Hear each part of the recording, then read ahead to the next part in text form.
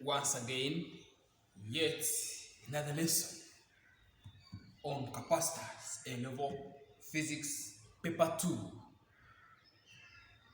I'm Teacher Kos, and in our previous lesson, we looked at verifying that capacitance is proportional to A epsilon out of D. Capacitance is proportional to area, proportional to epsilon, which is the permittivity, and inversely proportional to the plate separation. That was using a gold leaf electroscope and a DC supply. We want to look at the same using a different set of apparatus, and that is using a vibrating reed switch circuit. I know those who have followed the previous lesson, now this circuit is not new to you. And also, this circuit is always composed of the reed switch circuit here. Then we have a DC supply, the voltmeter to measure the voltage across the capacitor, and then of course this is the capacitor. We can say that these plates are at a separation D. Okay, this is a high resistance. It is to protect or especially the sensitive current meter, this galvanometer, and the whole thing in case of any challenge. So it is this the resistance to offer the kind of protection. And then we have this switch, we call it a reed switch K, this one, that will make contacts at X and Y. And you realize that whenever it makes contact at X, it will charge this capacitor. When it makes contact at Y, it discharges the capacitor. Now, what happens? As usual, when this setup is allowed to begin, when you switch on, you activate this reed switch circuit at a suitable frequency F. That will mean as it vibrates, this switch K will make contacts at X and Y respectively at high speed. Meaning whenever it makes contact, it charges this one. When it makes contacts at Y, it discharges it through this galvanometer that will be recording the current I that is flowing. And now, you remember that current is charge per unit time, which becomes charge times the frequency, because 1 over T is the frequency. But charge is CV, therefore current will be equaling to CVF. And we are saying that this frequency is suitable and constant, so it does not change. This voltage is constant, so it does not change. So what changes in these two cases? It is the capacitance of this capacitor that can be made to change. And then that's the one that will affect the current I. Meaning that when there is any change in the capacitance of this capacitor, we shall have to realize a change in the current that is recorded by the galvanometer. And that means when there is the capacitance is high, the current recorded will be higher.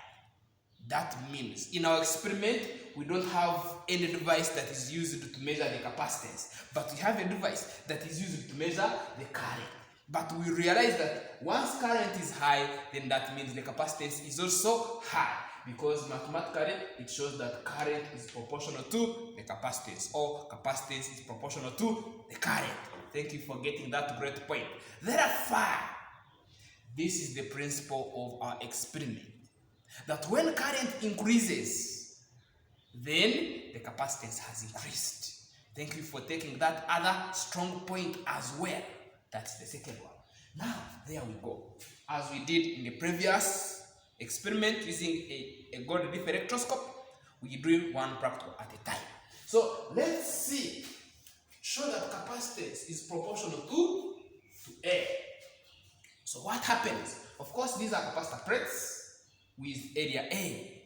So, we can change the area by making them slide over each other, as I showed you yesterday. As I showed you that you can make our capacitor plates slide over each other. For example, we make this one slide in this direction, okay? Here, all the area is effective When you slide, some area is not effective. When you slide, little is effective. And finally, there is no area in contact. Okay? So that's what we are talking about. So these are our capacitor plates, and that's how we shall do. So now we shall keep this distance d constant, the separation, okay, and we shall keep air between the capacitor plates. So our variable is only the air. So we reduce the area in contact as I have shown you, and as long as you reduce the area, you realize that the current recorded will also reduce, and as you increase the area again, the current recorded will increase. That means that capacitance is proportional to the area of overlap. You get a point? We move on. To show that capacitance is proportional to, is inversely proportional to D. So what do we do? Now, similarly, we shall keep now the area constant, and we leave air between these capacitor plates. So what do? We keep changing by increasing the D and reducing the D. That one is very simple. We have looked at it several times. So this distance can be increased. You take this one up, you bring it back. So as you increase the distance, you keep on increasing the distance, you realize that the current recorded is reducing. As you increase the distance, the current recorded is reducing. That means that current is inversely proportional to the distance, meaning capacitance is inversely proportional to the distance. Similarly, when you reduce the distance, you will find that you are recording a high level of capacitance, of current, which shows a high level of capacitance, meaning that capacitance is inversely proportional to the distance between the plates. That's how we do it. As we did it like yesterday, so we shall now do this experiment. We make D constant and A constant. We record I, and we call it I1. When there is only air, there is air. Then you insert a dielectric between the capacitor plates. Insert a dielectric, and then you also record the current, and you record, and it is current I2. And it is found out that I2 is greater than I1, meaning that the capacitance is more when there is a dielectric than when there is air. That one also shows that the capacitance is proportional to the permittivity. You got the point? Thank you for taking it. Now, I think we need to write something. Okay? We need to write this. So, let me rub here so that I can keep putting some notes here. Yes, and don't forget that our channel is back, BAC, back Science Education Consultants. One of our contacts is there. In case you need our help, we are there. We provide a lot of educational services. Just reach to us, you'll get all that you need. So the read switch K is activated at a constant suite of frequency F.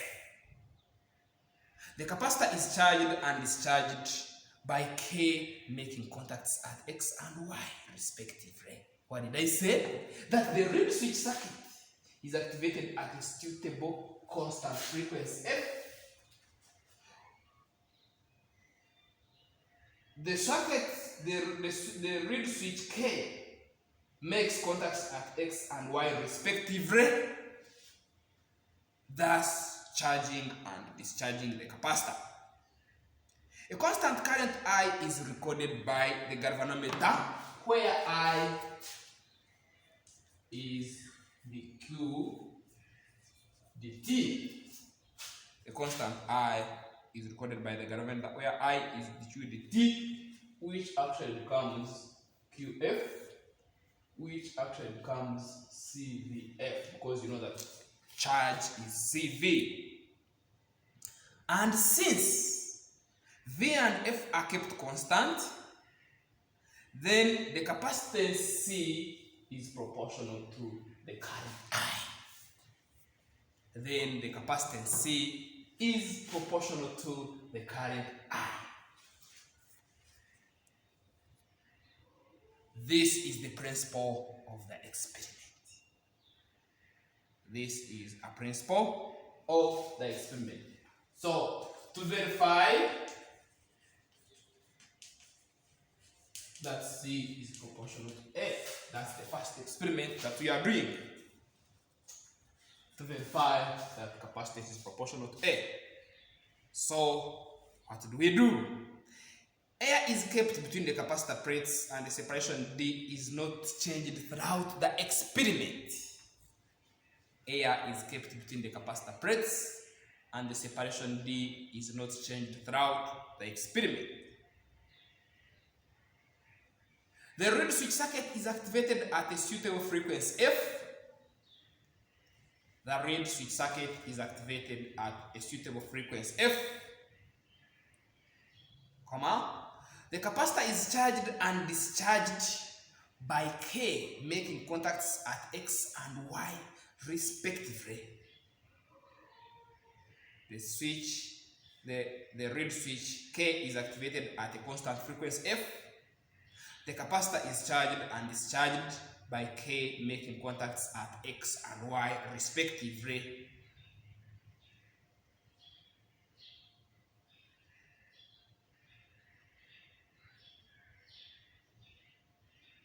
The current I is recorded by the galvanometer. The current I is recorded by the galvanometer. Another new line. It is observed that when the area A is kept on being increased, it is observed that when area A is kept on being increased, the current I recorded increases. The current I recorded increases. And when the area A is reduced, the current I reduces.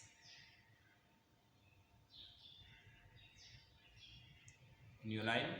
This shows that capacitance increases with area of overlap.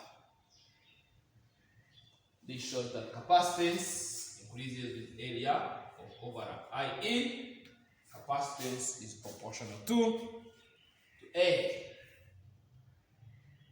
Capacitance is proportional to A. To verify that capacitance is inversely proportional to the separation between the plates.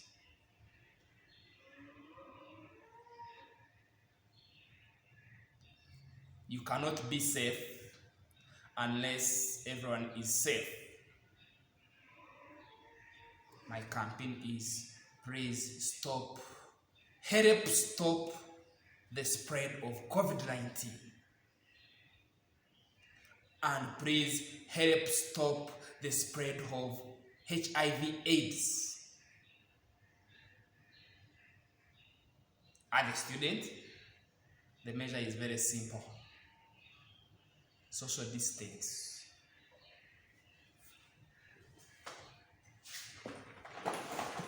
Both have the same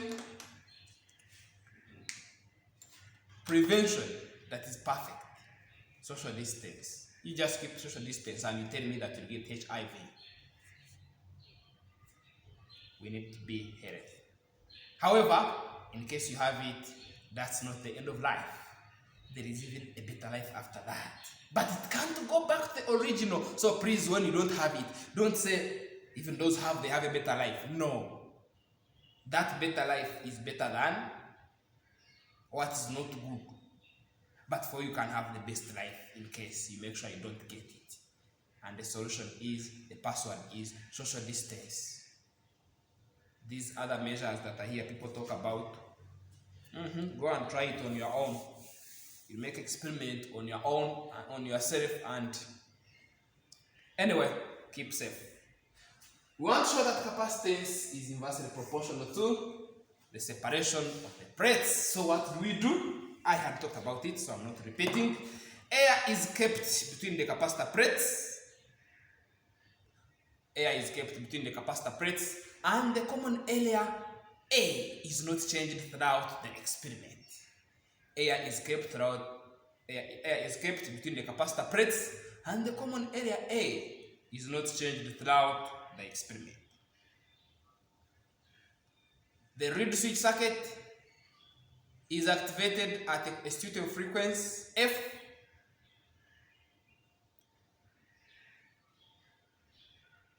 The capacitor is charged and discharged by K making contacts at X and Y respectively. The capacitor is charged and discharged by switch K making contacts at X and Y respectively. Thus, a current I is recorded by the galvanometer. Thus, a current I is recorded by the galvanometer. Full stop. A new line. When the plate separation is kept on being increased,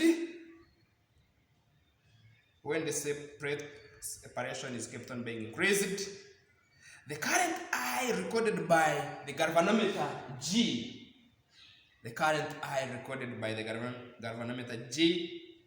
keeps on reducing.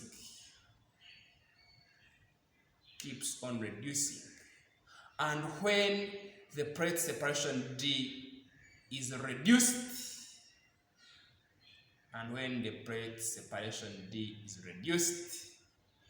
the current I recorded increases.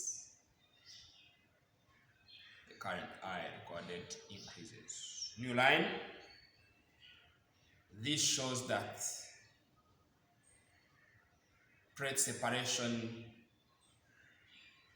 is inversely proportional to capacitance. Or this shows that the capacitance is inversely proportional to the plate separation, i.e. that capacitance is inversely proportional to the plate separation. And lastly, we want to verify that capacitance is proportional to psi. The common area of the plates and the separation D are kept constant throughout the experiment. The common area and the separation D are kept constant throughout the experiment. With air between the capacitor plates,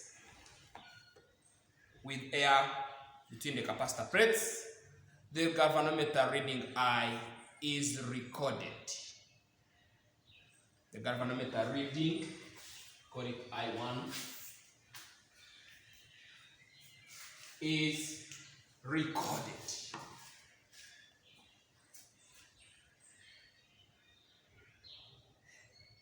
A dielectric is inserted between the capacitor plates.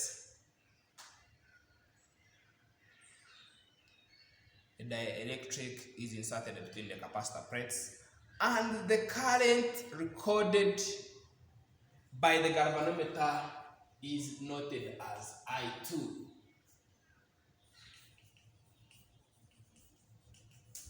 And the current recorded by the galvanometer is noted as I2. It is observed that I2 is greater than I1. It is observed that I2 is greater than I1,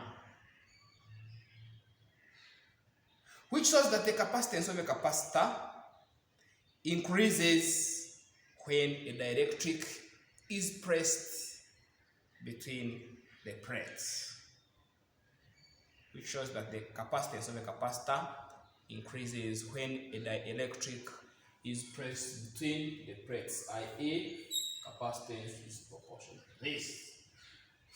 And when you combine this is 1, this is 2, and this is 3. This is the same capacitance. So when you combine them, capacitance is proportional to A, is proportional to this, and is inversely proportional to D. Okay? So finally we get that. Hence, capacitance is proportional to A, proportional to epsilon, and inversely proportional to D. We are moving the journey together. And now we want to compare the permittivities, and therefore we are going to the relative permittivity. So we can simply rub here, and we just have another experiment.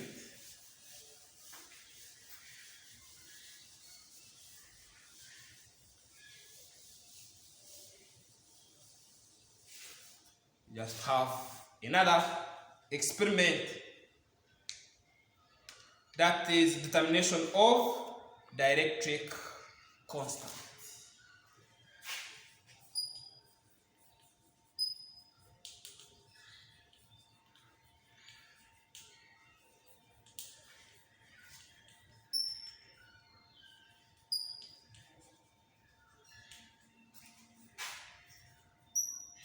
We also call this one relative permittivity. How do we determine it? By the way, we want to use this reed switch circuit again. We want to use the reed switch circuit again, and then you will see how we are able to determine it. Actually, from this one, because we know that dielectric constant, by definition, what is it by definition? It is the permittivity of the medium divided by the permittivity of free space, okay, or permittivity of vacuum. So if I can get any medium and I get its permittivity, I divide it by the permittivity of air, then I will have got the dielectric constant. But we don't have any device that we are using to measure the permittivity. Just like we didn't have a device to use to measure the capacitance, but we measured the current. So look at this. This is what happens. We are going to use the same setup, and after using the same setup, we are going to record the current I when there is air.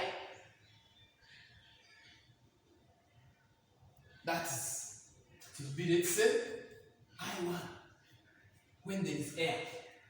Okay? And then we shall also insert that material whose dielectric constant we want to determine. We insert it between the capacitor plates, and we shall also record the current I2 when there is that dielectric. And how do we now relate the two? This is what happens. We had that I is QF, which was actually CVF. But we know that capacitance is A epsilon out of D. So this is A epsilon out of D, then V, then F. Meaning here, where we had air, this will be A, the epsilon will be A epsilon naught, this one, permittivity of air, then V, then F, then out of D. Then here, the permittivity will be the permittivity of that medium that we are calling epsilon. So it's A epsilon, V, then F, then out of D. Let's get, if I can call this one A, I call this one B. Let's get B out of A. B out of A gives us this I2 out of I1. Then this out of this. A epsilon VF out of D. We are dividing by this. Let's multiply by the reciprocal. So the reciprocal of this D will be up, this will be down. So times D out of A epsilon naught VF. You realize the same A cancels, the same V cancels, the same F cancels, and D cancels. So that we shall remain with I2 out of I1. We are remaining with this out of that. So meaning that I want this, but now I only have the values of this. Therefore, to get the relative permittivity after performing that experiment, what do?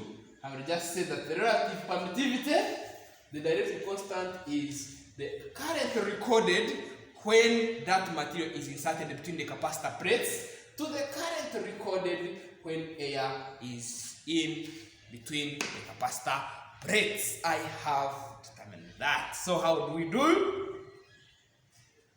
Determination of dielectric constant. You take some note. The vibrating reed switch is activated at a suitable constant frequency F.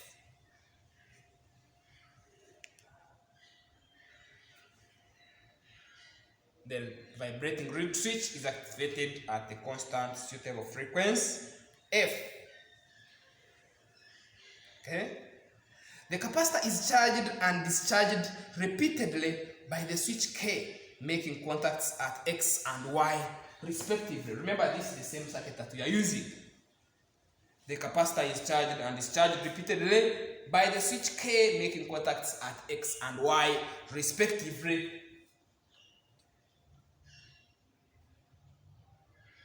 With air between the capacitor plates. You hear that? Just listen to that. That's why I like physics. Physics, you are so good. With air between the capacitor plates, the galvanometer reading I1 is recorded.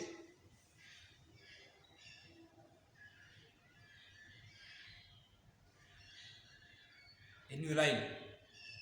A dielectric is inserted between the capacitor plates.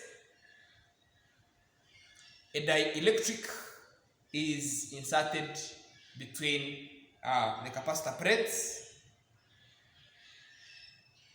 while keeping the separation D and the common area constant.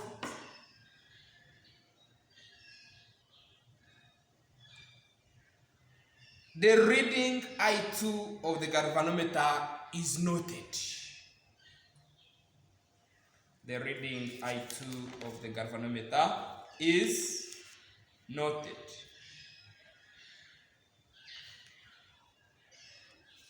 The dielectric constant is got from this one equals I2 out of I1. The dielectric constant is got from that. How do you prove that? Note.